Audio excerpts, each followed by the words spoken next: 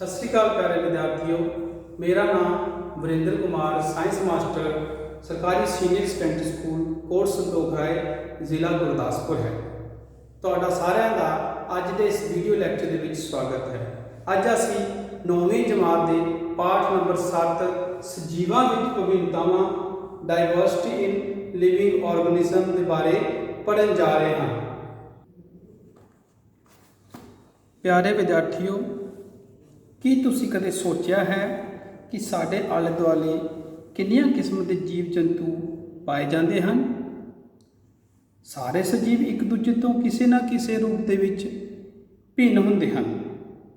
ਤੁਸੀਂ ਆਪਣੇ ਮਿੱਤਰ ਦੇ ਬਾਰੇ ਹੀ ਸੋਚੋ। ਤੁਹਾਡੇ ਅਤੇ ਤੁਹਾਡੇ ਮਿੱਤਰ ਦੇ ਵਿਚਕਾਰ ਕਿੰਨੀਆਂ ਅਸਮਾਨਤਾਵਾਂ ਨੇ। ਤੁਸੀਂ ਦੋਵੇਂ ਇੱਕ ਦੂਜੇ ਤੋਂ ਕਿੰਨੇ ਵੱਖ ਹੋ। ਪਰੰਤੂ ਜੇ ਅਸੀਂ ਆਪਣੇ ਮਿੱਤਰ ਦੀ ਤੁਲਨਾ ਜਾਂ ਆਪਣੀ ਤੁਲਨਾ ਕਿਸੇ ਬਾਂਦਰ ਦੇ ਨਾਲ ਕਰੀਏ ਤਾਂ ਅਸੀਂ ਦੇਖਾਂਗੇ ਕਿ ਸਾਡੇ ਅਤੇ ਉਹਨਾਂ ਦੇ ਵਿੱਚ ਬਹੁਤ ਜ਼ਿਆਦਾ ਸਮਾਨਤਾ ਨਹੀਂ ਹੋਵੇਗੀ। ਅਸੀਂ ਹੁਣ ਅੱਗੇ ਇਹ ਵੀ ਦੇਖਦੇ ਹਾਂ ਕਿ ਸਾਡੀ ਧਰਤੀ ਉੱਤੇ ਰਹਿਣ ਵਾਲੇ ਬਹੁਤ ਹੀ ਜੀਵ ਹਨ। ਇਸ ਦੇ ਵਿੱਚ ਬੈਕਟੀਰੀਆ ਤੋਂ ਲੈ ਕੇ ਬੈਕਟੀਰੀਆ ਜਿਨ੍ਹਾਂ ਦਾ ਆਕਾਰ ਕੁਝ ਸੈਂਟੀਮੀਟਰਾਂ ਜਾਂ ਮਾਈਕਰੋਮੀਟਰਾਂ ਦਾ ਹੁੰਦਾ ਹੈ, ਦੂਜੇ ਪਾਸੇ 30 ਮੀਟਰ ਲੰਬੀ ਵੇਲ ਤੱਕ ਦਾ ਪਹੁੰਚ ਜਾਂਦਾ ਹੈ।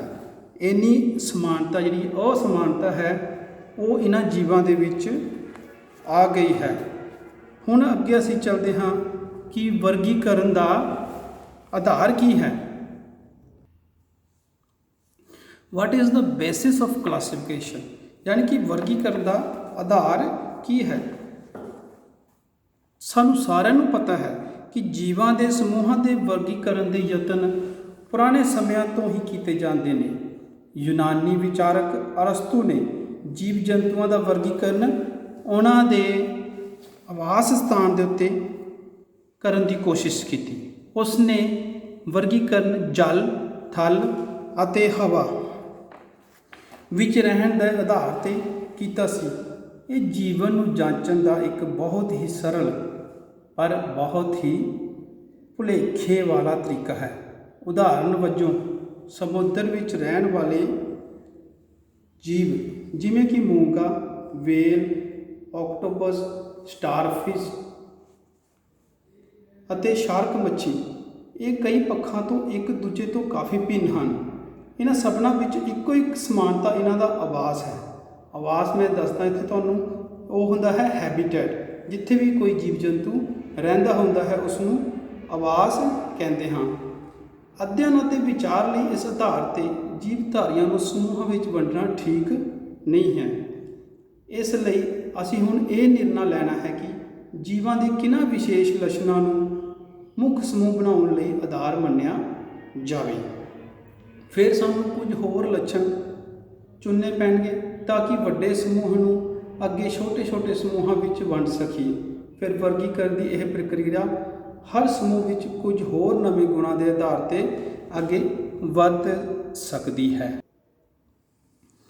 ਪਿਆਰੇ ਵਿਦਿਆਰਥੀਓ, ਯੂਰਪ ਪੁਰਾਤਨ ਵਿਗਿਆਨੀ ਅਰਸਤੂ ਨੇ ਜੋ ਵਰਗੀਕਰਨ ਦਾ ਆਧਾਰ ਦੱਸਿਆ ਸੀ, ਉਸ ਦੇ ਵਿੱਚ ਬਹੁਤੀ ਜੀਵ ਜੰਤੂ ਉਹਨਾਂ ਦੇ ਬਾਰੇ ਅਸੀਂ ਇੰਨਾ ਵਧੀਆ ਤਰੀਕੇ ਨਾਲ ਵਰਗੀਕ੍ਰਿਤ ਨਹੀਂ ਕਰ ਸਕਦੇ ਸੀ। ਇਸ ਲਈ ਇਸ ਤੋਂ ਬਾਅਦ ਵੀ ਹੋਰ ਅਲੱਗ-ਅਲੱਗ ਵਿਗਿਆਨੀਆਂ ਨੇ ਆਪਣੇ ਵਰਗੀਕਰਨ ਦੇ ਜਿਹੜੇ ਆਧਾਰ ਦੱਸਦੇ ਰਹੇ। ਅੱਜ ਕੱਲ੍ਹ ਦੇ ਸਮੇਂ ਦੇ ਵਿੱਚ ਵਰਗੀਕਰਨ ਦਾ ਜਿਹੜਾ ਆਧਾਰ ਹੈ ਨਵੀਂ ਪੰਜ ਕਿੰਗਡਮ, ਪੰਜ ਜਗਤ ਦੇ ਅਨੁਸਾਰ ਕੀਤਾ ਜਾਂਦਾ ਹੈ। ਇਹ ਵਰਗੀਕਰਨ ਅਰਨੈਸਟ ਹੈਕਲ, ਰੋਬਰਟ ਵਿਟਾਕਰ ਅਤੇ ਕਾਰਲ ਵੇਸ ਨਾਮਕ ਜੀਵ ਵਿਗਿਆਨੀਆਂ ਨੇ ਸਾਰੇ ਹੀ ਸਜੀਵਾਂ ਨੂੰ ਮੁੱਖ ਜਗਤਾਂ ਵਿੱਚ ਵੰਡਣ ਦੀ ਕੋਸ਼ਿਸ਼ ਕੀਤੀ। ਵਿਟਾਕਰ ਦੁਆਰਾ ਸੁਝਾਏ ਗਏ ਵਰਗੀਕਰਨ ਅਨੁਸਾਰ ਪੰਜ ਜਗਤ ਮੋਨੇਰਾ, ਪ੍ਰੋਟਿਸਟਾ, ਫੰਜਾਈ, ਪਲੈਂਟੀ ਅਤੇ ਐਨੀਮੇਲੀਆ ਮੁੱਖ ਤੌਰ 'ਤੇ ਵਰਤੇ ਜਾਂਦੇ ਹਨ। ਇਹ ਸਮੂਹ ਸੈੱਲ ਸੰਰਚਨਾ, ਪੋਸ਼ਣ ਦੇ ਸਰੋਤ, ਤਰੀਕੇ ਅਤੇ ਸਰੀਰਕ ਸੰਗਠਨ ਦੇ ਆਧਾਰ 'ਤੇ ਬਣਾਏ ਗਏ ਸਨ। ਵੋਸ ਨੇ ਆਪਣੇ ਵਰਗੀਕਰਨ ਵਿੱਚ ਮੋਨੇਰਾ ਜਗਤ ਨੂੰ ਆਰਕੀਬੈਕਟੀਰੀਆ ਅਤੇ ਯੂ ਬੈਕਟੀਰੀਆ ਵਿੱਚ ਵੰਡ ਲਿਆ, ਜੋ ਅੱਜ ਵੀ ਪ੍ਰਚਲਿਤ ਹੈ। ਇਸ ਤੋਂ ਇਲਾਵਾ ਵਿਭਿੰਨ ਪੱਧਰਾਂ 'ਤੇ ਜੀਵਾਂ ਨੂੰ ਸਮੂਹ ਵਿੱਚ ਵਰਗੀਕ੍ਰਿਤ ਕੀਤਾ ਗਿਆ, ਜਿਵੇਂ ਕਿ ਜਗਤ ਕਿੰਗਡਮ ਜਿਸ ਨੂੰ ਅਸੀਂ ਕਹਿ ਦਿੰਦੇ ਹਾਂ। ਉਸ ਤੋਂ ਬਾਅਦ ਫਾਈਲਮ ਜੰਤੂਆਂ ਲਈ ਅਤੇ ਪੌਦਿਆਂ ਦੇ ਲਈ ਡਿਵੀਜ਼ਨ ਵਰਤੀ ਜਾਂਦੀ ਹੈ। ਵਰਗ ਨੂੰ ਅਸੀਂ ਕਲਾਸ, ਗੁਣ ਦੇ ਬਾਅਦ ਆ ਗਿਆ ਕੁੱਲ ਤੋਂ ਬਾਅਦ ਆ ਗਿਆ ਵੰਸ਼ ਤੋਂ ਬਾਅਦ ਆ ਗਿਆ ਜਾਤੀ। ਇਸ ਤਰ੍ਹਾਂ ਵਰਗੀਕਰਨ ਦੇ ਪਦਕ੍ਰਮ ਵਿੱਚ ਜੀਵਾਂ ਨੂੰ ਵਿਭਿੰਨ ਲੱਛਣਾਂ ਦੇ ਆਧਾਰ 'ਤੇ ਛੋਟੇ ਸਮੂਹ ਵਿੱਚ ਵੰਡਦੇ ਹੋਏ ਅਸੀਂ ਵਰਗੀਕਰਨ ਦੀ ਮੂਲ ਇਕਾਈ 'ਤੇ ਪਹੁੰਚਦੇ ਹਾਂ। ਵਰਗੀਕਰਨ ਦੀ ਇਹ ਮੂਲ ਇਕਾਈ ਜਾਤੀ ਹੈ। ਇਸ ਤਰ੍ਹਾਂ ਕਿਹੜੇ ਜੀਵਾਂ ਨੂੰ ਅਸੀਂ ਕਿਸ ਜਾਤੀ ਦੇ ਜੀਵ ਕਹਾਂਗੇ। ਇੱਕ ਹੀ ਜਾਤੀ ਦੇ ਜੀਵਾਂ ਵਿੱਚ ਪਰਸਪਰ ਕਾਫੀ ਸਮਾਨਤਾ ਹੁੰਦੀ ਹੈ ਅਤੇ ਉਹ ਆਪਸੀ ਪ੍ਰਜਨਨ ਕਰਕੇ ਆਪਣੀ ਪੀੜ੍ਹੀ ਅੱਗੇ ਚਲਾ ਸਕਦੇ ਹਨ। ਵਿਟਾਕਰ ਦੁਆਰਾ ਸੁਝਾਏ ਗਏ 5 ਜਗਤਾਂ ਦੇ ਹੇਠ ਲਿਖੇ ਲੱਛਣ ਹਨ।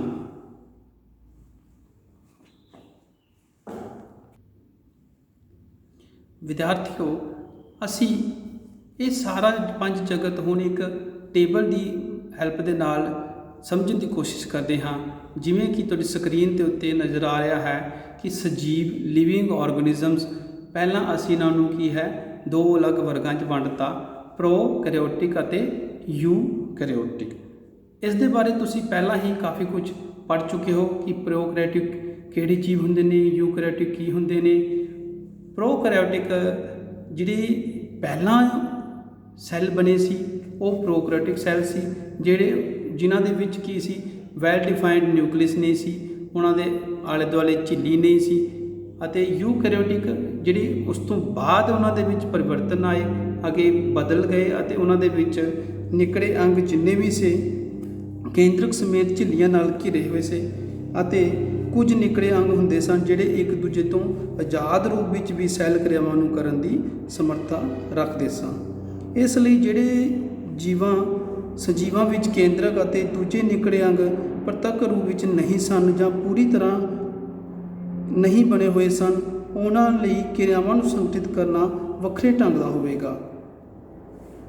ਅਤੇ ਪ੍ਰੋਕੈਰੀਓਟਿਕ ਦੇ ਵਿੱਚ ਇੱਕ ਸੈਲੀ ਜੀਵ, ਉਸ ਨੂੰ ਅਸੀਂ ਮੋਨੇਰਾ ਦੇ ਵਿੱਚ ਵੰਡ ਸਕਦੇ ਹਾਂ। ਇਹ ਤੁਸੀਂ ਪਿਛਲੇ ਲੈਕਚਰ ਦੇ ਵਿੱਚ ਪੜ੍ਹ ਚੁੱਕੇ ਹੋ ਇਸ ਦੇ ਬਾਰੇ। ਮੋਨੇਰਾ ਦੇ ਵਿੱਚ ਉਹ ਜੀਵ ਆਉਂਦੇ ਹਨ, ਇੱਕ ਸੈਲੀ ਜੀਵ ਆਉਂਦੇ ਹਨ ਮੋਨੇਰਾ ਦੇ ਵਿੱਚ। ਇਸ ਦੀਆਂ ਉਦਾਹਰਨਾਂ ਤੁਹਾਨੂੰ ਦੱਸ ਦਿੰਦੇ ਹਾਂ। ਇਸ ਦੇ ਵਿੱਚ ਬੈਕਟੀਰੀਆ, ਐਨਾਬੀਨਾ, ਸਾਈਨੋਬੈਕਟੀਰੀਆ ਵਗੈਰਾ ਇੱਦਾਂ ਦੇ ਜੀਵ ਜਿਹੜੇ ਇਹ ਮੋਨੇਰਾ ਦੇ ਵਿੱਚ ਆਉਂਦੇ ਨੇ। ਜੇ ਆਪਾਂ ਦੂਜੇ ਪਾਸੇ ਚੱਲੀਏ ਯੂਕੈਰੀਓਟਿਕ ਦੇ ਵਿੱਚ ਵੀ 2 ਤਰ੍ਹਾਂ ਦੇ ਜੀਵ ਹੁੰਦੇ ਨੇ। ਇੱਕ ਤਾਂ ਇੱਕ ਸੈਲੀ ਜੀਵ, ਦੂਜੇ ਪਾਸੇ ਬਹੁ ਸੈਲੀ ਜੀਵ। ਜੇ ਅਸੀਂ ਇੱਕ ਸੈਲੀ ਜੀਵ ਦੀ ਗੱਲ ਕਰਦੇ ਹਾਂ ਤਾਂ ਇੱਕ ਸੈਲੀ ਜੀਵ ਦੇ ਵਿੱਚ ਪ੍ਰੋਟਿਸਟਾ ਜਗਤ ਆ ਜਾਂਦਾ ਹੈ। ਇਸ ਵਰਗ ਵਿੱਚ ਬਹੁਤ ਕਿਸਮਾਂ ਦੇ ਇੱਕ ਸੈੱਲ ਯੂਕੈਰੀਓਟਿਕ ਜੀਵ ਆਉਂਦੇ ਹਨ। ਇਸ ਵਰਗ ਦੇ ਕੁਝ ਜੀਵਾਂ ਵਿੱਚ ਗਤੀ ਕਰਨ ਲਈ ਵਾਲਾਂ ਵਰਗੇ ਸੀਲੀਆ ਜਾਂ ਧਾਗੇ ਵਰਗੀਆਂ ਰਚਨਾਵਾਂ ਫਲੈਜਲ ਹੁੰਦੀਆਂ ਨੇ। ਇਹ ਜੀਵ ਸਵੈਪੋਸ਼ੀ ਜਾਂ ਪਰਪੋਸ਼ੀ ਦੋਨੋਂ ਤਰ੍ਹਾਂ ਦੇ ਹੋ ਸਕਦੇ ਨੇ। ਇਸ ਦੇ ਬਾਰੇ ਤੁਸੀਂ ਪਹਿਲਾਂ ਹੀ ਸੁਣਿਆ ਹੈ। ਇਹਨਾਂ ਦੀ ਉਦਾਹਰਨਾਂ ਦਾ ਜਦ ਮੈਂ ਨਾਂ ਲਵਾਂਗਾ ਤਾਂ ਤੁਸੀਂ ਉਸ ਦੇ ਬਾਰੇ ਜ਼ਰੂਰ ਜਾਣੂ ਹੋਵੋਗੇ। ਜਿਵੇਂ ਕਿ ਤੁਸੀਂ ਪਹਿਲਾਂ ਹੀ ਪੜ੍ਹ ਚੁੱਕੇ ਹੋ ਅਮੀਬਾ, ਇਸ ਦੇ ਵਿੱਚ ਇਹਦੀ ਐਗਜ਼ਾਮਪਲ ਆਉਂਦੀ ਹੈ ਪ੍ਰੋਟਿਸਟਾ ਦੀ, ਅਤੇ ਇਹਦੇ ਨਾਲ ਹੀ ਪੈਰਾਮੀਸ਼ੀਅਮ। ਇਹ ਦੋਵੇਂ ਇੱਕ ਸੈਲੀ ਜੀਵ ਹਨ। ਅਮੀਬਾ ਦੇ ਬਾਰੇ ਵੀ ਤੁਸੀਂ ਡਿਟੇਲ ਨਾਲ ਪੜ੍ਹ ਚੁੱਕੇ ਹੋ ਅਤੇ ਪੈਰਾਮੀਸ਼ੀਅਮ ਦੇ ਬਾਰੇ ਵੀ ਤੁਸੀਂ ਪੜ੍ਹ ਚੁੱਕੇ ਹੋ। ਅਮੀਬਾ ਦੇ ਵਿੱਚ ਇੱਕੋ ਹੀ ਸੈੱਲ ਸਾਰੇ ਜਿਹੜੇ ਹੈ ਉਹ ਕੰਮ ਕਰਦਾ ਹੈ। ਇਸ ਤਰ੍ਹਾਂ ਹੀ ਪੈਰਾਮੀਸ਼ੀਅਮ ਦੇ ਵਿੱਚ ਚੱਲਣ ਲਈ, ਗਤੀ ਕਰਨ ਲਈ ਕੀ ਹੈ ਉਹ ਸੀਲੀਆ ਦੀ ਵਰਤੋਂ ਕਰਦਾ ਹੈ। ਇਸ ਦੇ ਬਾਅਦ ਸਾਡੇ ਕੋਲ ਆ ਗਏ ਇਹ ਬਹੁ ਸੈਲੀ ਜੀਵਾਂ ਦੇ ਵਿੱਚ ਕੀ ਹੁੰਦਾ ਹੈ, ਇਸ ਨੂੰ ਅੱਗੇ ਅਸੀਂ ਹੋਰ 2 ਵਰਗਾਂ ਦੇ ਵਿੱਚ ਵੰਡ ਦਿੰਦੇ ਹਾਂ, ਸੈੱਲ ਭਿੱਤੀ ਸਹਿਤ ਅਤੇ ਸੈੱਲ ਭਿੱਤੀ ਦੇ ਬਿਨਾਂ। ਜੇ ਸੈੱਲ ਭਿੱਤੀ ਸਹਿਤ ਦੀ ਗੱਲ ਕਰੀਏ ਤਾਂ ਉਸ ਦੇ ਵਿੱਚ ਸਾਡੇ ਕੋਲ ਆ ਜਾਂਦੀ ਹੈ ਫੰਜਾਈ ਅਤੇ ਪਲਾਂਟੀ। ਜੇ ਫੰਜਾਈ ਦੀ ਗੱਲ ਕਰਦੇ ਹਾਂ, ਇਹਨਾਂ ਦੇ ਵਿੱਚ ਵੀ ਦੋ ਤਰ੍ਹਾਂ ਦੇ ਅੱਗੇ ਵੰਡ ਹੋ ਸਕਦੀ ਹੈ। ਫੰਜਾਈ ਤੇ ਪਲਾਂਟਿਨ ਦੋ ਆਧਾਰ ਤੇ ਵੰਡ ਕੀਤੀ ਹੈ ਅਸੀਂ ਇਹਨਾਂ ਤੇ। ਇੱਕ ਤੇ ਜਿਨ੍ਹਾਂ ਦੇ ਵਿੱਚ ਪ੍ਰਕਾਸ਼ ਸੰਸ਼ਲੇਸ਼ਣ ਹੁੰਦਾ ਹੈ, ਦੂਜਾ ਜਿਨ੍ਹਾਂ ਦੇ ਵਿੱਚ ਪ੍ਰਕਾਸ਼ ਸੰਸ਼ਲੇਸ਼ਣ ਨਹੀਂ ਹੁੰਦਾ। ਹੁਣ ਜੇ ਅਸੀਂ ਫੰਜਾਈ ਦੀ ਗੱਲ ਕਰੀਏ ਤਾਂ ਉਸ ਦੇ ਵਿੱਚ ਜਿਹੜੀ ਹੈ ਕਲੋਰੋਫਿਲ ਨਹੀਂ ਹੁੰਦੀ, ਜਿਸ ਕਰਕੇ ਇਸ ਨੂੰ ਅਸੀਂ ਪ੍ਰਕਾਸ਼ ਸੰਸ਼ਲੇਸ਼ਣ ਨਹੀਂ ਕਰਦੇ ਉਸ ਗਰੁੱਪ ਦੇ ਵਿੱਚ ਰੱਖਦੇ ਹਾਂ। ਦੂਸਰੇ ਪਾਸੇ ਪਲਾਂਟੀ, ਤੁਹਾਨੂੰ ਸਾਰਿਆਂ ਨੂੰ ਪਤਾ ਹੈ ਕਿ ਉਸ ਦੇ ਵਿੱਚ ਪਲਾਂਟਸ ਜਿੰਨੇ ਵੀ ਹਰੇ ਪੌਦੇ ਨੇ ਉਹਨਾਂ ਦੇ ਵਿੱਚ ਫੋਟੋਸਿੰਥੇਸਿਸ ਹੁੰਦੀ ਹੈ, ਯਾਨੀ ਕਿ ਪ੍ਰਕਾਸ਼ ਸੰਸ਼ਲੇਸ਼ਣ ਹੁੰਦਾ ਹੈ। ਇਸ ਕਰਕੇ ਉਹ ਆਪਣਾ ਭੋਜਨ ਆਪ ਤਿਆਰ ਕਰਦੇ ਨੇ। ਇਸ ਤੋਂ ਬਾਅਦ ਸਾਡੇ ਕੋਲ ਆ ਗਿਆ ਹੈ ਲਾਸਟ ਟੌਪਿਕ ਐਨੀਮੀਲੀਆ, ਜਿਸ ਦੇ ਬਾਰੇ ਅਸੀਂ ਅੱਜ ਡਿਟੇਲ ਦੇ ਨਾਲ ਪੜ੍ਹਾਂਗੇ। ਹੁਣ ਵਿਦਿਆਰਥੀਓ, ਅਸੀਂ ਐਨੀਮੀਲੀਆ ਦੇ ਬਾਰੇ ਡਿਟੇਲ ਦੇ ਨਾਲ ਪੜ੍ਹਨ ਜਾ ਰਹੇ ਹਾਂ। ਐਨੀਮੀਲੀਆ ਦੇ ਵਿੱਚ ਸਭ ਤੋਂ ਪਹਿਲਾ ਜਿਹੜਾ ਜਗਤ ਹੈ, ਸਭ ਤੋਂ ਪਹਿਲਾ ਜਿਹੜਾ ਪਾਰਟ ਹੈ, ਉਹਦਾ ਹਿੱਸਾ ਹੈ, ਉਹ ਕੀ ਹੈ? ਪੋਰੀਫੇਰਾ। ਪੋਰੀਫੇਰਾ ਤੁਸੀਂ ਸਕਰੀਨ ਦੇ ਉੱਤੇ ਦੇਖ ਰਹੇ ਹੋ, ਕੁਝ ਤੁਹਾਨੂੰ ਦੋ ਪਿਕਚਰਸ ਦਿਖਾਈ ਦੇ ਰਹੀ ਨੇ। ਉਸ ਦੇ ਨਾਲ ਦੇਖਿਆ ਹੈ ਕਿ ਆਪਣਾ ਪੋਰ ਬੀਅਰਰ multicellular organisms that have body full of pores and channels allowing water to circulate through them। ਇਸ ਦਾ ਮਤਲਬ ਇਹ ਹੈ ਕਿ ਜਿਹੜਾ ਪੋਰੀਫੇਰਾ ਗਰੁੱਪ ਹੈ, ਪੋਰੀਫੇਰਾ ਦੇ ਵਿੱਚ ਕੀ ਹੈ, ਉਸ ਤਰ੍ਹਾਂ ਦੇ ਜੀਵ ਜੰਤੂ ਆਉਂਦੇ ਹਨ ਜਿਨ੍ਹਾਂ ਦੀ ਬਾਡੀ ਜਿਹੜੀ ਹੈ ਉਸ ਦੇ ਵਿੱਚ ਪੋਰਸ ਹੁੰਦੇ ਨੇ। ਪੋਰੀਫੇਰਾ ਦਾ ਅਰਥ ਹੈ ਮੁਸਾਮਦਾਰ ਸਰੀਰ ਵਾਲੇ ਜੰਤੂ। ਇਹ ਜੀਵ ਚੱਲ ਫਿਰ ਨਹੀਂ ਸਕਦੇ, ਸਗੋਂ ਕਿਸੇ ਠੋਸ ਆਧਾਰ 'ਤੇ ਜੁੜੇ ਹੋਏ ਹੁੰਦੇ ਹਨ। ਇਹਨਾਂ ਦੇ ਪੂਰੇ ਸਰੀਰ 'ਤੇ ਮੁਸਾਮ ਜਾਂ ਛੇਕ ਹੁੰਦੇ ਨੇ, ਜੋ ਸਰੀਰ ਦੇ ਅੰਦਰ ਇੱਕ ਨਾਲੀ ਸਿਸਟਮ ਵਿੱਚ ਖੁੱਲ੍ਹਦੇ ਹਨ। ਨਾਲੀ ਪ੍ਰਣਾਲੀ ਨਾਲ ਪੂਰੇ ਸਰੀਰ ਵਿੱਚ ਪਾਣੀ ਦਾ ਸੰਚਾਰ ਹੁੰਦਾ ਹੈ ਅਤੇ ਇਹ ਪਾਣੀ ਆਪਣੇ ਨਾਲ ਭੋਜਨ ਅਤੇ ਆਕਸੀਜਨ ਲੈ ਕੇ ਆਉਂਦਾ ਹੈ। ਠੀਕ ਹੈ, ਤੁਹਾਨੂੰ ਸਮਝ ਆ ਗਈ ਹੋਏਗੀ ਕਿ ਕਿਸ ਤਰ੍ਹਾਂ ਇਸ ਦੇ ਵਿੱਚ ਪਾਣੀ ਅਤੇ ਭੋਜਨ ਦੀ ਪੂਰਤੀ ਹੁੰਦੀ ਹੈ। ਇਹ ਜਿਹੜੇ ਪੋਰ ਹੁੰਦੇ ਨੇ, ਨਾਲੀ ਪ੍ਰਣਾਲੀ ਹੁੰਦੀ ਹੈ, ਉਹਨਾਂ ਨਾਲੀਆਂ ਰਸਤੇ ਹੀ ਇਹਨਾਂ ਜੀਵਾਂ ਨੇ ਆਪਣਾ ਭੋਜਨ ਗ੍ਰਹਿਣ ਕਰਨਾ ਹੁੰਦਾ ਹੈ ਅਤੇ ਆਕਸੀਜਨ ਪ੍ਰਾਪਤ ਕਰਨੀ ਹੁੰਦੀ ਹੈ। ਇਹ ਜੰਤੂ ਇੱਕ ਬਾਹਰੀ ਕਠੋਰ ਪਰਤ ਜਾਂ ਪਿੰਜਰ ਨਾਲ ਢਕੇ ਹੁੰਦੇ ਹਨ। ਇਹਨਾਂ ਦੀ ਸਰੀਰਕ ਸੰਰਚਨਾ ਅਤਿਅੰਤ ਸਰਲ ਹੁੰਦੀ ਹੈ ਅਤੇ ਟਿਸ਼ੂ ਵਿਭੇਦਨ ਨਹੀਂ ਹੁੰਦਾ। ਇਹਨਾਂ ਨੂੰ ਆਮ ਤੌਰ 'ਤੇ ਸਪੰਜ ਦੇ ਨਾਲ ਜਾਣਿਆ ਜਾਂਦਾ ਹੈ ਅਤੇ ਜ਼ਿਆਦਾਤਰ ਇਹ ਸਮੁੰਦਰੀ ਪਾਣੀ ਵਿੱਚ ਮਿਲਦੇ ਨੇ। ਉਦਾਹਰਨ ਦੇ ਤੌਰ 'ਤੇ ਤੁਹਾਡੇ ਸਾਹਮਣੇ ਪਿਕਚਰਸ ਨਜ਼ਰ ਆ ਰਹੇ ਨੇ, ਦੋ ਸਪੌਂਜਿਸ ਔਰ ਸਾਈਕਨ ਦੀ। ਇੱਕ ਤੁਹਾਡੀ ਕਿਤਾਬ ਦੇ ਵਿੱਚ ਪਿਕਚਰ ਹੋ ਰਿਹਾ ਹੈ ਯੂਪਲੈਕਟੇਲਾ ਦੀ, ਉਹ ਵੀ ਪੋਰੀਫੇਰਾ ਦੀ ਉਦਾਹਰਨ ਹੈ। ਹੁਣ ਅਸੀਂ ਦੂਸਰੇ ਵਰਗ ਦੇ ਵੱਲ ਚੱਲਦੇ ਹਾਂ ਅਤੇ ਦੂਸਰੇ ਨੰਬਰ 'ਤੇ ਸਾਡੇ ਕੋਲ ਕੀ ਆਉਂਦਾ ਹੈ? ਸੀਲੈਂਟਰੇਟਾ। ਸੀਲੈਂਟਰੇਟਾ ਦੇ ਅਸੀਂ ਜੇ ਮੁੱਖ ਲੱਛਣ ਦੇਖਦੇ ਹਾਂ ਤਾਂ ਕੀ ਹੁੰਦਾ ਹੈ? ਸਭ ਤੋਂ ਪਹਿਲਾਂ ਕੀ ਹੈ? Aquatic animals. ਇਹ ਜਲੀ ਜੀਵ ਹੁੰਦੇ ਹਨ, ਜ਼ਿਆਦਾਤਰ ਕੀ ਨੇ? ਜਲ ਦੇ ਵਿੱਚ ਰਹਿਣ ਵਾਲੇ ਜੀਵ ਹੁੰਦੇ ਹਨ। Some of these organism live in colonies while other lives solitary. ਇਹਨਾਂ ਦੇ ਵਿੱਚ ਕੁਝ ਕਲੋਨੀ ਦੇ ਰੂਪ ਦੇ ਵਿੱਚ ਰਹਿੰਦੇ ਨੇ ਅਤੇ ਬਾਕੀ ਜੋ ਰਹਿ ਜਾਂਦੇ ਨੇ ਉਹ ਇਕੱਲੇ ਰਹਿਣਾ ਪਸੰਦ ਕਰਦੇ ਨੇ। ਇਹਨਾਂ ਦੇ ਸਰੀਰ ਵਿੱਚ ਇੱਕ ਖੋੜ ਹੁੰਦੀ ਹੈ। ਖੋੜ ਦਾ ਮਤਲਬ ਕੈਵਿਟੀ ਹੁੰਦੀ ਹੈ। ਇਹਨਾਂ ਦਾ ਸਰੀਰ ਸੈੱਲਾਂ ਦੀਆਂ ਦੋ ਤਹਿਾਂ ਨਾਲ ਢਕਿਆ ਹੋਇਆ ਹੁੰਦਾ ਹੈ। ਇਹ ਬਾਹਰਲੀ ਬਾਹਰਲੀ ਤਹਿ ਹੁੰਦੀ ਹੈ ਅਤੇ ਦੂਜੀ ਤਹਿ ਸਰੀਰ ਦੇ ਅੰਦਰ ਦੀ ਖੋੜ ਨੂੰ ਢੱਕਦੀ ਹੈ। ਇਹਨਾਂ ਦੀਆਂ ਕੁਝ ਜਾਤੀਆਂ ਸਮੂਹਾਂ ਵਿੱਚ ਕਲੋਨੀ ਜੀਵਾਂ ਜਾਂ ਦੇ ਰੂਪ ਵਿੱਚ ਮਿਲਦੀਆਂ ਹਨ, ਜਿਵੇਂ ਕਿ ਕੋਰਲ ਅਤੇ ਕੋਰਲ ਸਮੂਹਾਂ ਵਿੱਚ ਮਿਲਦੀਆਂ ਹਨ। ਇਕੱਲੇ ਜੀਵਾਂ ਦੇ ਰੂਪ ਵਿੱਚ ਰਹਿੰਦੇ ਹਨ ਜਿਹੜੇ ਜੀਵ, ਉਹ ਇਸ ਪ੍ਰਕਾਰ ਹਨ ਜਿਵੇਂ ਕਿ ਹਾਈਡਰਾ ਇਕੱਲੇ ਰਹਿੰਦਾ ਹੈ। ਜੈਲੀਫਿਸ਼ ਅਤੇ ਸੀਓ ਐਨੀਮੋਨ ਇਹ ਜੀਵਾਂ ਦੀਆਂ ਕੁਝ ਉਦਾਹਰਨਾਂ ਹਨ। ਹੁਣ ਅਸੀਂ ਤੀਜੇ ਵਰਗ ਦੀ ਗੱਲ ਕਰਨ ਜਾ ਰਹੇ ਹਾਂ ਅਤੇ ਤੀਜੇ ਵਰਗ ਦਾ ਕੀ ਨਾਂ ਹੈ?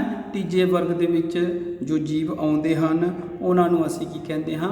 ਪਲੈਟੀਹੈਲਮਿਨਥਸ। ਪਲੈਟੀਹੈਲਮਿਨਥਸ ਜਿਹੜੇ ਜੀਵ ਹੁੰਦੇ ਨੇ, ਪਹਿਲਾਂ ਵਰਣਨ ਕੀਤੇ ਗਏ ਦੋ ਵਰਗਾਂ ਦੇ ਮੁਕਾਬਲੇ ਵਿੱਚ ਇਹ ਵਰਗ ਦੇ ਜੰਤੂਆਂ ਦੀ ਸਰੀਰਕ ਸੰਰਚਨਾ ਬਹੁਤ ਹੀ ਜਟਿਲ ਹੁੰਦੀ ਹੈ। ਇਹਨਾਂ ਦੀ ਸਰੀਰ ਦੋ ਪਾਸੀ ਸਮਿਤੀ ਵਾਲਾ ਹੁੰਦਾ ਹੈ। ਬੋਡੀ ਇਜ਼ ਬਾਈਲੇਟਰਲੀ ਸਿਮੈਟ੍ਰੀਕਲ, ਦੋ ਪਾਸੀ ਸਮਿਤੀ ਵਾਲਾ ਹੁੰਦਾ ਹੈ। ਦੇ ਆਰ ਟ੍ਰਿਪਲੋਬਲਾਸਟਿਕ, ਤਿੰਨ ਲੇਅਰਾਂ ਵਾਲਾ ਹੁੰਦਾ ਹੈ ਇਹਨਾਂ ਦਾ ਸਰੀਰ ਤ੍ਰਿਕੋਣਕ ਹੁੰਦਾ ਹੈ, ਜਿਸ ਤੋਂ ਭਾਵ ਕਿ ਇਹਨਾਂ ਦੇ ਟਿਸ਼ੂਆਂ ਦਾ ਵਿਭੇਦਨ ਸੈੱਲਾਂ ਦੀਆਂ ਤਿੰਨ ਤਹਾਂ ਤੋਂ ਹੋਇਆ ਹੁੰਦਾ ਹੈ। ਇਸ ਨਾਲ ਸਰੀਰ ਦੇ ਅੰਦਰੂਨੀ ਤੇ ਬਾਹਰੀ ਸਤ੍ਹਾ ਅਤੇ ਕੁਝ ਅੰਗਾਂ ਦਾ ਨਿਰਮਾਣ ਵੀ ਹੁੰਦਾ ਹੈ। ਇਸ ਲਈ ਇਹਨਾਂ ਜੀਵਾਂ ਵਿੱਚ ਕੁਝ ਹੱਦ ਤੱਕ ਟਿਸ਼ੂ ਬਣਾਉਣ ਦੀ ਸਮਰੱਥਾ ਹੁੰਦੀ ਹੈ, ਪਰੰਤੂ ਅਸਲ ਵਿੱਚ ਅੰਦਰੂਨੀ ਖੋੜ ਜਾਂ ਸਿਲੋਮ ਨਹੀਂ ਹੁੰਦਾ, ਪਰ ਅੰਦਰ ਵਿਕਸਿਤ ਅੰਗ ਹੁੰਦੇ ਨੇ। ਸਰੀਰ ਉੱਪਰ ਤੋਂ ਹੇਠਾਂ ਵੱਲ ਚਪਟਾ ਹੁੰਦਾ ਹੈ। They do not have a body cavity and are cylindrical. The body is dorso-ventrally flattened, यानी कि शरीर ऊपर तो हेठां वाल चपटा होंदा है, इसलिए इन्हां नूं चपटे किरम भी किया जाता है। They are mostly parasitic with a few free living. इन्हां जीवां दे विच ज़्यादातर जीव जिहड़े ने वो परजीवी हुंदे ने ਅਤੇ ਕੁਝ ਜੀਵ ਜਿਹੜੇ ਉਹ ਪਰਜੀਵੀ ਨਹੀਂ ਹੁੰਦੇ ਤੇ ਫ੍ਰੀ ਲਿਵਿੰਗ ਜਿਹੜਾ ਜੀਵਨ ਬਤੀਤ ਕਰਦੇ ਨੇ। ਇਸ ਲਈ ਇਹਨਾਂ ਨੂੰ ਇਹ ਆਜ਼ਾਦ ਤੌਰ 'ਤੇ ਰਹਿਣ ਵਾਲੇ ਜਾਂ ਪਰਜੀਵੀ ਵੀ ਹੋ ਸਕਦੇ ਨੇ। ਉਦਾਹਰਨ ਤੁਹਾਡੇ ਸਾਹਮਣੇ ਸਕਰੀਨ ਦੇ ਉੱਤੇ ਦੋ ਉਦਾਹਰਨਾਂ ਨਜ਼ਰ ਆ ਰਹੀਆਂ ਨੇ, ਜਿਵੇਂ ਕਿ ਸਾਡੇ ਕੋਲ ਇੱਕ ਆ ਗਈ ਹੈ ਲੀਵਰ ਫਲੂਕ ਤੇ ਦੂਸਰਾ ਆ ਗਿਆ ਹੈ ਟੇਪ ਵਰਮ। ਇਹ ਦੋਵੇਂ ਹੀ ਜਿਹੜੇ ਪਰਜੀਵੀ ਹੁੰਦੇ ਨੇ ਅਤੇ ਇਹਨਾਂ ਨੂੰ ਅਸੀਂ ਚਪਟੇ ਜਿਹੜੇ ਕਿਰਮ ਹੈ ਉਹ ਵੀ ਕਹਿੰਦੇ ਹਾਂ। ਇਸ ਤੋਂ ਬਾਅਦ ਅਸੀਂ ਕਰਨ ਜਾ ਰਹੇ ਹਾਂ ਆਪਣਾ ਨੈਕਸਟ ਵਰਗ। ਸਾਡਾ ਅਗਲਾ ਵਰਗ ਜਿਹੜਾ ਉਹ ਕੀ ਹੈ, ਨੈਮਾਟੋਡਾ। ਨੈਮਾਟੋਡਾ ਵਰਗ ਦੇ ਵਿੱਚ ਜੋ ਜੀਵ ਆਉਂਦੇ ਨੇ ਦੇ ਆਰ ਥਿਨ ਐਂਡ ਇਲੋਂਗੇਟਿਡ। ਇਸ ਵਰਗ ਦੇ ਵਿੱਚ ਜੋ ਜੀਵ ਹੁੰਦੇ ਨੇ ਉਹ ਪਤਲੇ ਅਤੇ ਇਲੋਂਗੇਟਿਡ ਮਤਲਬ ਹੇਅਰ ਲਾਈਕ ਪ੍ਰੋਜੈਕਸ਼ਨ, ਜਿੱਦਾਂ ਵਾਲਾਂ ਵਰਗੀਆਂ ਆਕ੍ਰਿਤੀਆਂ ਹੁੰਦੀਆਂ ਨੇ ਉੱਦਾਂ ਦੇ ਹੁੰਦੇ ਨੇ। ਟਿਊਬਲਰ ਇਨ ਅਪੀਅਰੈਂਸ, ਦੇਖਣ ਨੂੰ ਟਿਊਬ ਲਾਈਕ ਸਟਰਕਚਰ, ਉਹ ਦੇਖਣ ਦੇ ਵਿੱਚ ਸਾਨੂੰ ਇੱਦਾਂ ਨਜ਼ਰ ਆਉਂਦੇ ਜਿੱਦਾਂ ਟਿਊਬ ਲਾਈਕ ਹੁੰਦੇ ਨੇ। Head and tail are not visually distinct, ਜੇ ਆਪਾਂ ਉਸਦੇ ਸਿਰ ਅਤੇ ਪੂੰਛ ਦੀ ਪਛਾਣ ਕਰਨਾ ਚਾਹੀਏ ਤਾਂ ਉਹ ਇੰਨੇ ਜ਼ਿਆਦਾ ਅਲੱਗ ਨਹੀਂ ਹੁੰਦੇ, ਦੋਵੇਂ ਪਾਸਿਓਂ ਸਾਨੂੰ ਇੱਕੋ ਹੀ ਤਰ੍ਹਾਂ ਦੇ ਨਜ਼ਰ ਆਉਂਦੇ ਨੇ। ਇਸ ਤੋਂ ਬਾਅਦ ਮੈਂ ਤੁਹਾਨੂੰ ਦੱਸਦਾ ਕਿ ਇਹ ਵੀ ਜਿਹੜੇ ਜੀਵ ਹੁੰਦੇ ਨੇ ਉਹ ਵੀ ਤ੍ਰਿਕੋਣਕ ਜੰਤੂ ਹੁੰਦੇ ਨੇ, ਯਾਨੀ ਕਿ ਟ੍ਰਿਪਲੋਬਲਾਸਟਿਕ, ਅਤੇ ਇਹਨਾਂ ਵਿੱਚ ਵੀ ਦੋ ਪਾਸੀ ਸਮਿਤੀ ਪਾਈ ਜਾਂਦੀ ਹੈ। ਪਰੰਤੂ ਇਹਨਾਂ ਦਾ ਸਰੀਰ ਜਿਹੜਾ ਹੈ ਉਹ ਪਹਿਲਾਂ ਕੀਤੇ ਗਏ ਵਰਗ ਪਲੇਟੀਹੈਲਮੰਥਿਸ ਵਿੱਚ ਆਪਾਂ ਦੇਖਿਆ ਸੀ ਕਿ ਉਹਨਾਂ ਦਾ ਸਰੀਰ ਚਪਟਾ ਹੁੰਦਾ ਸੀ, ਪਰ ਇੱਥੇ ਇਹਨਾਂ ਜੀਵਾਂ ਦਾ ਸਰੀਰ ਜਿਹੜਾ ਹੈ ਤੁਹਾਨੂੰ ਚਪਟਾ ਨਜ਼ਰ ਨਹੀਂ ਆਏਗਾ। ਇਹਨਾਂ ਦਾ ਸਰੀਰ ਚਪਟਾ ਹੋਣ ਦੀ ਬਜਾਏ ਕੀ ਹੋਏਗਾ, ਬੇਲਣਾ ਆਕਾਰ ਦਾ ਹੋਏਗਾ ਜੀਵਨ ਇਹਨਾਂ ਦਾ ਸਰੀਰ। ਇਹਨਾਂ ਵਿੱਚ ਟਿਸ਼ੂ ਤਾਂ ਹੁੰਦੇ ਹਨ ਪਰ ਅਸਲੀ ਅੰਗ ਨਹੀਂ ਬਣਦੇ, ਭਾਵੇਂ ਕਿ ਆਵਾਸੀ ਦੇਹ ਖੋੜ ਹੁੰਦੀ ਹੈ। ਇਹਨਾਂ ਨੂੰ ਅਸੀਂ ਆਮ ਤੌਰ 'ਤੇ ਬਿਮਾਰੀ ਪੈਦਾ ਕਰਨ ਵਾਲੇ ਪਰਜੀਵੀ ਵਜੋਂ ਜਾਣਦੇ ਹਾਂ। They are mostly parasitic in nature, ਕਿਉਂਕਿ ਇਹ ਜਿਸ 'ਤੇ ਵੀ ਅੰਦਰ ਰਹਿੰਦੇ ਨੇ ਉਸ ਦੇ ਅੰਦਰ ਕੁਝ ਨਾ ਕੁਝ ਬਿਮਾਰੀ ਜ਼ਰੂਰ ਪੈਦਾ ਕਰਦੇ ਨੇ। ਇਹਨਾਂ ਦੀ ਐਗਜ਼ਾਮਪਲਾਂ ਤੁਸੀਂ ਸਕਰੀਨ 'ਤੇ ਦੇਖ ਰਹੇ ਹੋ। ਸਾਡੇ ਕੋਲ ਦੋ ਤਰ੍ਹਾਂ ਦੇ ਐਗਜ਼ਾਮਪਲ ਸਕਰੀਨ 'ਤੇ ਬਣੇ ਹੋਏ ਨੇ ਪਿਕਚਰ। ਇੱਕ ਦੇ ਵਿੱਚ ਸਾਡੇ ਕੋਲ ਐਸਕੈਰਿਸ ਹੈ, ਦੂਸਰੇ ਪਿਕਚਰ ਦੇ ਵਿੱਚ ਸਾਡੇ ਕੋਲ ਵਚੇਰੀਆ ਹੈ। ਜੇ ਅਸੀਂ ਇਹਨਾਂ ਦਾ ਕੰਪੈਰੀਜ਼ਨ ਕਰੀਏ, ਐਸਕੈਰਿਸ ਦੇ ਵਿੱਚ ਸਾਡੇ ਕੋਲ ਨਰ ਅਤੇ ਮਾਦਾ ਦੋਵੇਂ ਤਰ੍ਹਾਂ ਦੇ ਜੀਵਾਂ ਦੀ ਪਿਕਚਰ ਲੱਗੀ ਹੋਈ ਹੈ। ਇਸ ਦੇ ਵਿੱਚ ਮਾਦਾ ਸਿੱਧੀ ਹੁੰਦੀ ਹੈ ਤੇ ਨਰ ਥੋੜ੍ਹਾ ਨੀਚਿਓਂ ਦੀ ਮੁੜਿਆ ਹੋਇਆ ਹੁੰਦਾ ਹੈ ਅਤੇ ਆਕਾਰ ਦੇ ਵਿੱਚ ਵੀ ਛੋਟਾ ਹੁੰਦਾ ਹੈ। They have a nervous system that controls the muscle cells. ਇਹ ਨੈਮਾਟੋਡਾ ਜੋ ਵਰਗ ਹੈ, ਇਸ ਵਰਗ ਦੇ ਵਿੱਚ ਇਹਨਾਂ ਜੀਵਾਂ ਦੇ ਅੰਦਰ ਨਰਵਸ ਸਿਸਟਮ ਹੁੰਦਾ ਹੈ ਜੋ ਕਿ ਮਸਲਸ ਨੂੰ ਕੰਟਰੋਲ ਕਰਦਾ ਹੈ। ਇਸ ਦੇ ਵਿੱਚ ਇਹਨਾਂ ਜੀਵਾਂ ਦੇ ਵਿੱਚ ਇੱਕ ਹੋਰ ਵੀ ਉਦਾਹਰਨ ਹੈ ਰੋਗ ਪੈਦਾ ਕਰਨ ਵਾਲੀ, ਜਿਵੇਂ ਕਿ ਐਲੀਫੈਂਟੀਐਸਿਸ ਜਿਹੜਾ ਬਿਮਾਰੀ ਹੈ ਉਹ ਵੀ ਇਹਨਾਂ ਦੀ ਇੱਕ ਕਿਸਮ ਦੇ ਨਾਲ ਹੀ ਹੁੰਦਾ ਹੈ। ਇਹ ਬਿਮਾਰੀ ਇੱਕ ਵੱਖਰੇ ਤੌਰ 'ਤੇ ਵੱਖਰੇ ਕਿਸਮ ਦੇ ਜੀਵ ਨਾਲ ਹੁੰਦੀ ਹੈ, ਜਿਸ ਨੂੰ ਅਸੀਂ ਕਹਿੰਦੇ ਹਾਂ ਫਾਈਲੇਰੀਆ ਕਿਰਮ। ਫਾਈਲੇਰੀਆ ਕਿਰਮ ਜਾਂ ਆਂਤੜੀਆਂ 'ਚ ਮਿਲਣ ਵਾਲੇ ਗੋਲ ਕਿਰਮ ਇਹਨਾਂ ਦੀ ਉਦਾਹਰਨ ਇਹਨਾਂ ਦੇ ਕਰਕੇ ਐਲੀਫੈਂਟਿਆਸਿਸ ਹੁੰਦੀ ਹੈ। ਇਸ ਤੋਂ ਬਾਅਦ ਪਿਆਰੇ ਵਿਦਿਆਰਥੀਓ, ਅਸੀਂ ਅਗਲਾ ਟੌਪਿਕ ਅਗਲੇ ਵਰਗ ਦੇ ਬਾਰੇ ਪੜ੍ਹਨ ਜਾ ਰਹੇ ਹਾਂ, ਜਿਸ ਦਾ ਨਾਂ ਹੈ ਐਨਾਲੀਡਾ। ਐਨਾਲੀਡਾ ਦੇ ਵਿੱਚ ਜੋ ਵਰਗ ਹੈ ਉਸ ਦੇ ਵਿੱਚ ਜਿੰਨੇ ਜੀਵ ਸਾਨੂੰ ਮਿਲਦੇ ਨੇ ਉਹ they are mostly aquatic, some are terrestrial. ਬਹੁਤੇ ਜੀਵ ਜਿਹੜੇ ਨੇ ਉਹ ਜ਼ਿਆਦਾਤਰ ਕੀ ਹੁੰਦੇ ਨੇ, ਪਾਣੀ ਦੇ ਵਿੱਚ ਰਹਿਣ ਵਾਲੇ ਹੁੰਦੇ ਨੇ, ਕੁਝ ਜ਼ਮੀਨ ਦੇ ਵਿੱਚ ਰਹਿਣ ਵਾਲੇ ਹੁੰਦੇ ਨੇ ਅਤੇ ਕੁਝ ਇਹਨਾਂ ਦੇ ਵਿੱਚ ਬੋਰੋਇੰਗ ਕਰਕੇ ਜ਼ਮੀਨ ਦੇ ਅੰਦਰ ਵੀ ਰਹਿਣ ਵਾਲੇ ਹੁੰਦੇ ਨੇ। Bodies elongated and triploblastic. ਇਹਨਾਂ ਦਾ ਸਰੀਰ ਹੈ ਜੋ ਬੋਡੀ ਹੈ ਉਹ ਵੀ ਇਲੋਂਗੇਟਿਡ ਹੁੰਦੀ ਹੈ ਅਤੇ ਤ੍ਰਿਕੋਰਕ ਹੁੰਦੀ ਹੈ। ਸਮਿਟਰੀ ਇਹਨਾਂ ਦੀ ਬਾਈਲੇਟਰਲ ਸਮਿਟਰੀ ਹੁੰਦੀ ਹੈ। ਬਾਈਲੇਟਰਲ ਸਮਿਟਰੀ ਮੈਂ ਬਾਰੇ ਦੱਸਦਾ ਤੁਹਾਨੂੰ ਕਿ ਜੇ ਆਪਾਂ ਇਹਨੂੰ ਬਾਈਲੇਟਰਲ ਸਮਿਟਰੀ ਦੇ ਅਕੋਰਡਿੰਗ ਇਹ ਹੁੰਦਾ ਹੈ ਕਿ ਜਦੋਂ ਉਸ ਨੂੰ ਆਪਾਂ ਵੰਡਣ ਦੀ ਕੋਸ਼ਿਸ਼ ਕਰਦੇ ਹਾਂ ਤੇ ਉਹ ਦੋ ਅਲੱਗ-ਅਲੱਗ ਬਰਾਬਰ ਦੇ ਭਾਗਾਂ ਵਿੱਚ ਵੰਡੇ ਜਾਂਦੇ ਹਨ।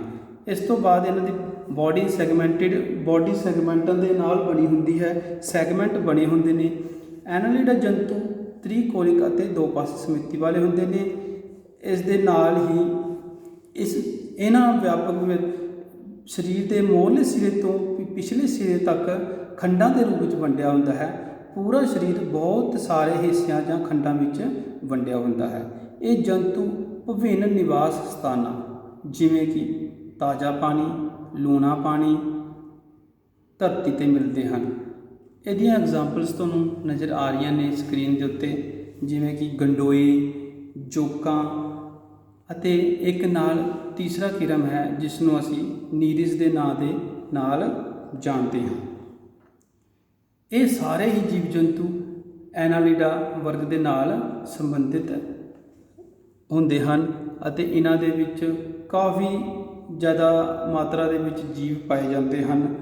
ਇਹ ਜਿੰਨਾ ਵੀ ਵਰਗੀਕਰਨ ਕੀਤਾ ਹੈ ਉਹ ਵਰਗੀਕਰਨ ਦੀ ਲੋੜ ਅਸਲ 'ਚ ਪਈ ਕਿਉਂ ਹੈ? ਵਰਗੀਕਰਨ ਦੀ ਲੋੜ ਇਸ ਕਰਕੇ ਪਈ ਹੈ ਕਿ ਜਿੰਨੇ ਸਾਡੇ ਸ੍ਰਿਸ਼ਟੀ ਦੇ ਵਿੱਚ, ਕੁਦਰਤ ਦੇ ਵਿੱਚ ਇੰਨੇ ਜੀਵ ਜੰਤੂ ਹਨ ਕਿ ਉਹਨਾਂ ਨੂੰ ਇਕੱਲੇ ਪੜ੍ਹਨਾ ਬਹੁਤ ਸਮਾਂ ਲੱਗ ਜਾਏਗਾ ਅਤੇ ਉਹਨਾਂ ਸਮਾਂ ਸਾਡੇ ਕੋਲ ਹੈ ਨਹੀਂ। ਇਸੇ ਕਰਕੇ ਇਹਨਾਂ ਜੀਵਾਂ ਨੂੰ ਵੱਖਰੇ ਅਲੱਗ-ਅਲੱਗ ਵਰਗਾਂ ਦੇ ਵਿੱਚ ਵੰਡਤਾ, ਜਿਹਦੇ ਨਾਲ ਸਾਨੂੰ ਇਹਨਾਂ ਜੀਵਾਂ ਦੇ ਬਾਰੇ ਸਟੱਡੀ ਕਰਨਾ ਜਾਂ ਅਧਿਐਨ ਕਰਨਾ ਬਹੁਤ ਹੀ ਸੌਖਾ ਹੋ ਜਾਂਦਾ ਹੈ। ਪਿਆਰੇ ਵਿਦਿਆਰਥੀਓ, ਅਸੀਂ ਇੱਕ ਵਾਰ ਫਿਰ ਦੁਬਾਰਾ ਦੇਖ ਲੈਂਦੇ ਹਾਂ ਕਿ ਸਜੀਵਾਂ ਨੂੰ ਕਿਹੜੇ ਵਰਗਾਂ ਦੇ ਵਿੱਚ ਰੱਖਿਆ ਗਿਆ ਸੀ। ਅੱਜ ਕੱਲ੍ਹ ਦੇ ਵਰਗੀਕਰਨ ਦੇ ਅਨੁਸਾਰ ਅਸੀਂ ਸਜੀਵਾਂ ਨੂੰ 5 ਵਰਗਾਂ ਦੇ ਵਿੱਚ ਵੰਡਿਆ ਸੀ, ਜਿਸ ਦੇ ਵਿੱਚ ਸਭ ਤੋਂ ਪਹਿਲਾ ਵਰਗ ਜਿਹੜਾ ਹੈ ਉਹ ਆਉਂਦਾ ਹੈ ਮੋਨੇਰਾ, ਉਸ ਤੋਂ ਬਾਅਦ ਪ੍ਰੋਟਿਸਟਾ, ਤੀਸਰੇ ਨੰਬਰ 'ਤੇ ਜੋ ਵਰਗ ਆਉਂਦਾ ਹੈ ਉਹ ਆਉਂਦਾ ਹੈ ਫੰਜਾਈ, ਚੌਥੇ ਨੰਬਰ 'ਤੇ ਜੋ ਵਰਗ ਹੈ ਉਸ ਨੂੰ ਪਲੈਂਟੀ ਕਹਿੰਦੇ ਨੇ ਅਤੇ ਜੋ 5ਵੇਂ ਨੰਬਰ 'ਤੇ ਵਰਗ ਹੈ ਐਨੀਮੀਲੀਆ। ਅਤੇ ਅਸੀਂ ਐਨੀਮੀਲੀਆ ਦੇ ਬਾਰੇ ਹੀ ਅੱਜ ਡਿਟੇਲ ਦੇ ਨਾਲ ਪੜ੍ਹਿਆ ਹੈ। ਇਸ ਦੇ ਵਿੱਚ ਅਸੀਂ 5 ਤਰ੍ਹਾਂ ਦੇ ਅਲੱਗ-ਅਲੱਗ ਵਰਗਾਂ ਦੇ ਬਾਰੇ ਪੜ੍ਹਿਆ ਹੈ, ਜਿਵੇਂ ਕਿ ਸਭ ਤੋਂ ਪਹਿਲਾਂ ਪੋਰੀਫੇਰਾ ਬਾਰੇ ਜਾਣਕਾਰੀ ਪ੍ਰਾਪਤ ਕੀਤੀ ਹੈ। ਪੋਰੀਫੇਰਾ ਦੇ ਵਿੱਚ ਕੀ ਹੁੰਦਾ ਹੈ ਕਿ ਇਹਨਾਂ ਦੀ ਬੋਡੀ ਜਿਹੜੀ ਹੈ ਟਿਊਬਲੈਕ ਸਟਰਕਚਰ ਹੁੰਦੇ ਨੇ, ਪੋਰਸ ਹੁੰਦੇ ਨੇ, ਮੁਸਾਮਦਾਰ ਬੋਡੀ ਹੁੰਦੀ ਹੈ, ਸਰੀਰ ਹੁੰਦਾ ਹੈ। ਇਸ ਤੋਂ ਬਾਅਦ ਅਸੀਂ ਕੀ ਹੈ ਸੈਲੈਂਟਰੇਟਾ ਦੇ ਬਾਰੇ ਪੜ੍ਹਿਆ ਹੈ, ਜਿਸ ਦੇ ਵਿੱਚ ਅਸੀਂ ਦੇਖਿਆ ਹੈ ਕਿ ਇਸ ਦੀਆਂ ਉਦਾਹਰਨਾਂ ਹਾਈਡਰਾ ਅਤੇ ਸੀ ਐਨੀਮੋਨ। ਇਹਨਾਂ ਦੇ ਵਿੱਚ ਕੀ ਹੈ ਟੈਂਟੇਕਲਸ ਹੁੰਦੀਆਂ ਨੇ। ਟੈਂਟੇਕਲਸ ਜਿਵੇਂ ਹਾਈਡਰਾ ਦੇ ਚਿੱਤਰ ਵਿੱਚ ਤੁਸੀਂ ਦੇਖ ਰਹੇ ਹੋ, ਟੈਂਟੇਕਲਸ ਸ਼ਾਰਟ ਐਂਡ ਥਿਨ ਟੈਂਟੇਕਲਸ, ਪਤਲੀਆਂ ਅਤੇ ਛੋਟੀਆਂ। ਇਹ ਕੀ ਕਰਦੀਆਂ, ਇਹਨਾਂ ਦੇ ਕੰਮ ਕੀ ਹੁੰਦਾ ਹੈ? ਇਹਨਾਂ ਦਾ ਕੰਮ ਹੁੰਦਾ ਹੈ ਕਿ ਤੁਰਨ ਫਿਰਨ ਦੇ ਲਈ, ਮੂਵਮੈਂਟ ਦੇ ਲਈ ਅਤੇ ਸ਼ਿਕਾਰ ਨੂੰ ਪ੍ਰਾਪਤ ਕਰਨ ਦੇ ਲਈ, ਆਪਣਾ ਭੋਜਨ ਪ੍ਰਾਪਤ ਕਰਨ ਦੇ ਲਈ। ਇਸ ਤੋਂ ਬਾਅਦ ਅਸੀਂ ਪਲੈਟੀਹੈਲਮਿੰਥਸ ਦੇ ਬਾਰੇ ਪੜ੍ਹਿਆ ਹੈ ਕਿ ਪਲੈਟੀਹੈਲਮਿੰਥਸ ਕਿਹੜੇ ਜੀਵ ਹੁੰਦੇ ਨੇ। ਇਹਨਾਂ ਦੇ ਵਿੱਚ ਉਹ ਜੀਵ ਆਉਂਦੇ ਨੇ ਜਿਨ੍ਹਾਂ ਨੂੰ ਅਸੀਂ ਚਪਟੇ ਕਿਰਮ ਵੀ ਕਹਿੰਦੇ ਹਾਂ। ਚਪਟੇ ਕਿਰਮਾਂ ਦੇ ਵਿੱਚ 2 ਉਦਾਹਰਨਾਂ ਬਾਰੇ ਦੇਖਿਆ ਸੀ, ਟੇਪਵਰਮ ਅਤੇ ਲੀਵਰ ਫਲੂਕ। ਇਸ ਦੇ ਨਾਲ ਹੀ ਸਾਡਾ ਵਰਗ ਜਿਹੜਾ ਅਗਲਾ ਵਰਗ ਬਾਰੇ ਪੜ੍ਹਿਆ ਹੈ ਉਹ ਅਸੀਂ ਕੀ ਪੜ੍ਹਿਆ ਹੈ, ਨੈਮਾਟੋਡਾ। ਨੈਮਾਟੋਡਾ ਦੇ ਵਿੱਚ ਦੋ ਉਦਾਹਰਨਾਂ ਬਾਰੇ ਦੇਖਿਆ ਹੈ ਅਸੀਂ, ਐਸਕੈਰੀਅਸ ਅਤੇ ਪੁਚੇਰੀਆ। ਨੈਮਾਟੋਡਾ ਦੇ ਵਿੱਚ ਕੀ ਹੈ, ਇਹਨਾਂ ਦੀ ਜਿਹੜੀ ਬੋਡੀ ਹੈ ਉਹ ਵੀ ਟਿਊਬ ਲਾਈਕ ਸਟਰਕਚਰ ਹੁੰਦੀ ਹੈ ਅਤੇ ਇਹਨਾਂ ਦਾ ਜਿਹੜਾ ਡਿਸਟਿੰਕਸ਼ਨ ਕਰਨਾ ਕਿ ਸਰ ਅਤੇ ਪੂਛ ਦੀ ਡਿਸਟਿੰਕਸ਼ਨ ਕਰਨਾ ਬਹੁਤ ਹੀ ਔਖੀ ਹੁੰਦੀ ਹੈ। ਇਹਨਾਂ ਦੀ ਬੋਡੀ ਪਤਲੀ ਹੁੰਦੀ ਹੈ। ਇਸ ਤੋਂ ਬਾਅਦ ਨਾਲੇ ਹੇਅਰ ਲਾਈਕ ਪ੍ਰੋਜੈਕਸ਼ਨ, ਹੇਅਰ ਪਤਲੇ ਵਾਲਾਂ ਦੇ ਵਰਗੇ ਇਹਨਾਂ ਦੀ ਬੋਡੀ ਹੁੰਦੀ ਹੈ।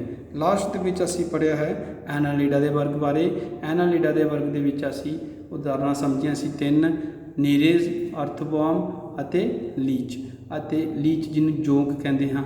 ਇਹਨਾਂ ਨੂੰ ਦੇਖ ਕੇ ਸਾਨੂੰ ਪਤਾ ਲੱਗ ਜਾਂਦਾ ਹੈ ਕਿ ਇਹ ਵੱਖਰੇ ਵੱਖਰੇ ਖੰਡਾਂ ਦੇ ਵਿੱਚ ਵੰਡੇ ਹੋਏ ਨੇ। ਇਹਨਾਂ ਦੀ ਬੋਡੀ ਜਿਹੜੀ ਇਲੌਂਗੇਟਿਡ ਖਿੱਚੀ ਹੋਈ ਬੋਡੀ ਹੁੰਦੀ ਹੈ, ਬਾਇਲੈਟਰੀਕਲ ਸਿਮੈਟਰੀ ਹੁੰਦੀ ਹੈ ਕਿ ਇਹਨਾਂ ਨੂੰ ਦੋ ਵਰਗਾਂ ਦੇ ਵਿੱਚ ਅਸੀਂ ਅਲੱਗ-ਅਲੱਗ ਦੋ ਪਾਰਟਸ ਦੇ ਵਿੱਚ, ਬਰਾਬਰ ਦੇ ਪਾਰਟਸ ਦੇ ਵਿੱਚ ਵੰਡ ਸਕਦੇ ਹਾਂ। ਮੈਨੂੰ ਆਸ ਹੈ ਕਿ ਅੱਜ ਦਾ ਜੋ ਅਸੀਂ ਟੌਪਿਕ ਪੜ੍ਹਿਆ ਹੈ ਇਸ ਦੇ ਬਾਰੇ ਤੁਹਾਨੂੰ ਕਾਫੀ ਕੁਝ ਪਤਾ ਲੱਗ ਗਿਆ ਹੋਏਗਾ। ਅਗਲੇ ਟੌਪਿਕ ਦੇ ਵਿੱਚ ਅਸੀਂ ਜੋ ਰਹਿ ਗਏ ਨੇ ਵਰਗ, ਜਿਵੇਂ ਕਿ ਆਰਥਰੋਪੋਡਾ, ਮੋਲਸਕਾ, ਇਕਾਈਨੋਡਰਮੇਟਾ, ਪ੍ਰੋਟੋਕੋਡੇਟਾ ਅਤੇ ਲਾਸਟ ਦੇ ਵਿੱਚ ਵਰਟੀਬਰੇਟਾ, ਇਹਨਾਂ 4-5 ਵਰਗਾਂ ਦੇ ਬਾਰੇ ਅਸੀਂ ਹੋਰ ਡਿਟੇਲ ਦੇ ਨਾਲ ਪੜ੍ਹਾਂਗੇ। ਅਤੇ ਅੱਜ ਦੇ ਇਸ ਵੀਡੀਓ ਲੈਕਚਰ ਦੇ ਵਿੱਚ ਇੰਨੇ ਹੀ ਸ਼ਬਦਾਂ ਨਾਲ ਮੈਂ ਤੁਹਾਡਾ ਧੰਨਵਾਦ ਕਰਦਾ ਹਾਂ। ਧੰਨਵਾਦ ਜੀ।